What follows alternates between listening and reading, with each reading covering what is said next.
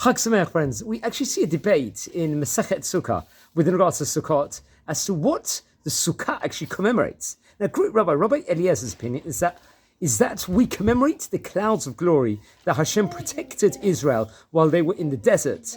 Whilst Rabbi Akiva, his opinion is that we are commemorating the fact that the children of Israel actually lived in sukkahs in the desert on the way out of Egypt. Now, Rabbi Eliezer's view is easily understandable here. We relive Hashem's protection of us and give thanks to him for it. But what about Rabbi Akiva's view over here? What exactly are we commemorating? Why is it significant that the children of Israel, the Bnei Israel, happen to live in huts in the desert? There's two approaches here, the Ramban and the Rashbam, which is in Vayikra and Parshat Emor. The Ramban writes that we are noting and reliving that even though we lived in primitive huts in the desert, we still lack nothing over there. Hashem provided us with everything we needed.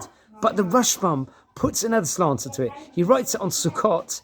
We remember that we did not always live in houses and cities and did not always have a hold-in land in Israel. Once we resensitize ourselves to these, thus appreciating that even our very houses are cause to thank Hashem for, we are imbued with a feeling of humility and thankfulness to Hashem. This especially for Sukkot, the time of the harvest, for it ensures that we do not have the self-independent attitude of, I did all this without needing Hashem, and instead thank Hashem for the success of the harvest. Indeed, this is why the word Ezrach, guest, is used in the Torah, which is in Parshat Emor, in relation to our living in the Sukkah, where the Sukkah reminds us that we are only temporary guests. Just like a guest who is dependent upon his host, we can take nothing for granted, and we must appreciate everything we have. Wish you all a Chag Sameach and a Moadim l'Simcha.